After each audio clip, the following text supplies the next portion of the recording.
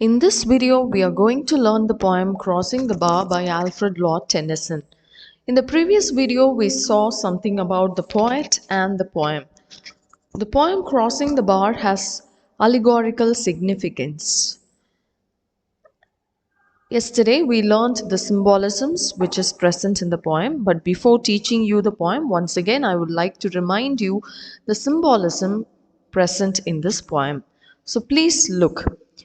Sunset symbolizes old age of the speaker. Evening star refers to the impending death. Clear call refers to the death call. Sandbar refers to the barrier between life and death. Twilight refers to the approach of darkness. It implies the impending death. Evening bell refers to death knell. Final flood symbolizes final departure. The theme present in this poem is death and dying. The voyage mentioned here is a metaphor for the final journey of man. Please take down all these things in your note. You may expect a question related to this. Now to the poem. Sunset and evening star, and one clear call for me, and may there be no moaning of the bar when I put out to sea. But such a tide as moving seems asleep, too full for sound and foam, when that which drew from out the boundless deep turns again home. So we find the poet getting ready for his voyage, and he wishes to have high tide so that the ship can sail smoothly on the sea. Twilight and evening bell, and after that the dark. It is already evening time, and after some time it's going to be pitch dark. And may there be no sadness of farewell when I embark. So he wants nobody to be sad on his departure. For though from out or bone of time and place the flood may bear me far, so he is going to a far off place, and he is hoping to see his pilot face to face when he crosses the bar. So this is the literal meaning of this poem.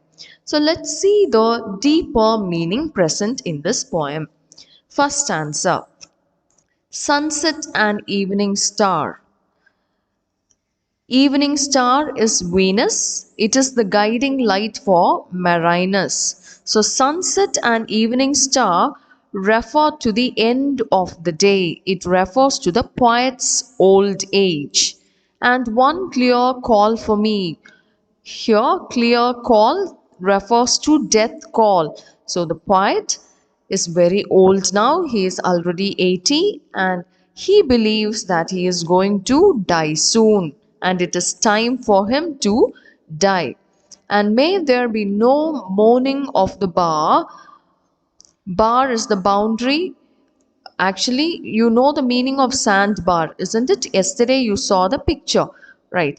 Here, bar symbolizes the boundary between life and death. Okay? Bar here symbolizes or refers to the boundary between life and death.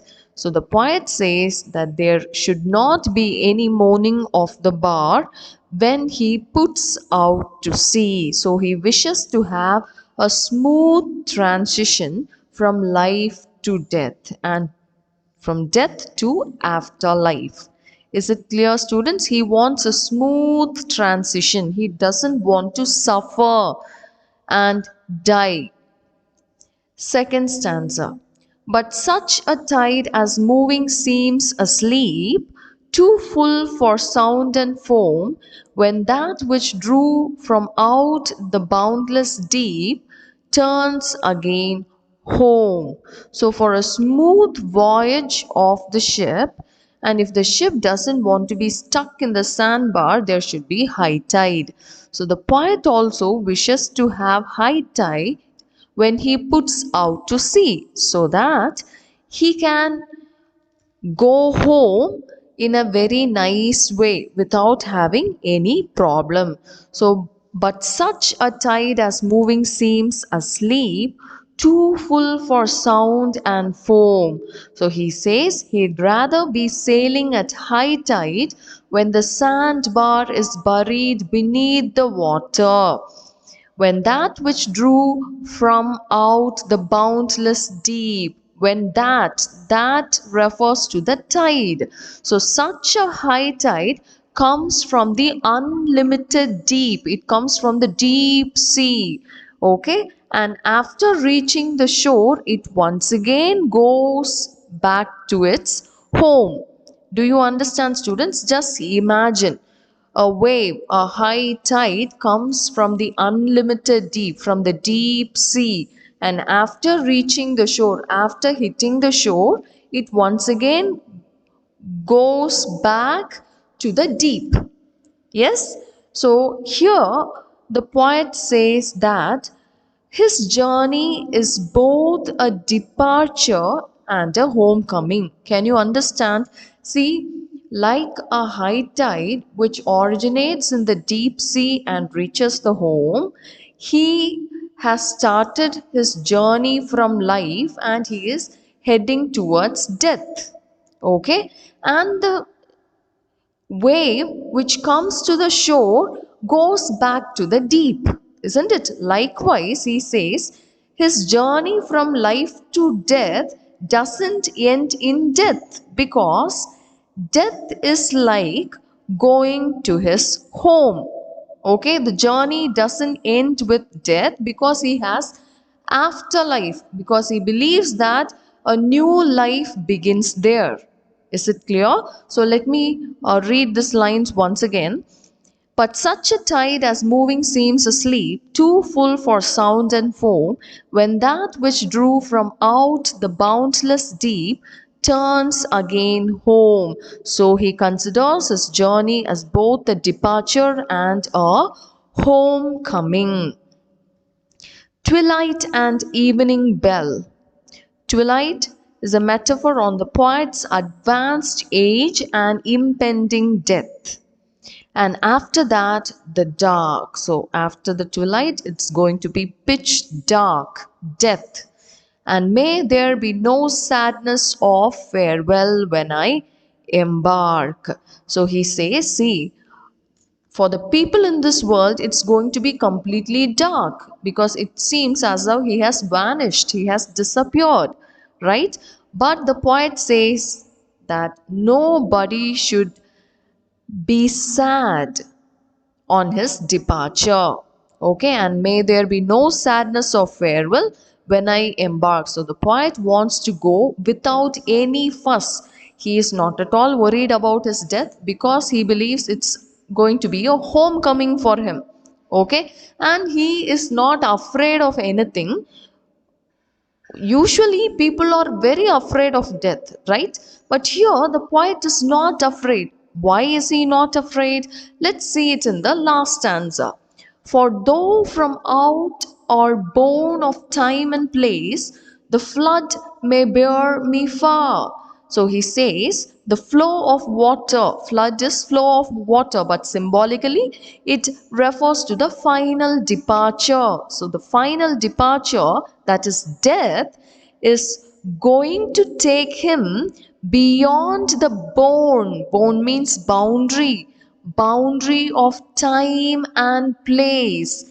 Time refers to the time period we live in this world. Okay, and place refers to this world. So what is the poet saying? Death is going to take him beyond the boundary of time and place. He is going beyond everything. Okay, he is going to have an everlasting life where there is no sorrow, no sickness, no pain, nothing, no death also. Okay, he is going to live his life forever and ever. He is going to a place which is beyond time and everything. Okay, and there in that life, he hopes to see his pilot face to face when I have crossed the bar. The poet is hoping to see his pilot Pilot refers to God, the creator. Okay, Pilot here refers to God, the creator of the heavens and the earth. So the poet is very confident. So he says that, see, the final departure, the flood, is going to take me beyond the boundary of time and place, and I'm hoping to see my pilot face to face when I cross the bar, when I cross over to the next world. So, in this poem, the poet affirms his faith. Okay, he has tremendous faith. He believes that all his sorrows, pain, and all these things will be gone once he dies and enters to the eternal world where he'll be blessed with the presence of God. Okay, so this is the inner meaning of this poem, and this poem is an affirmation of Alfred Lord Tennyson's faith. Okay, so please go through this poem, students. It is a very important poem. That's all for today's class. Thank you, students.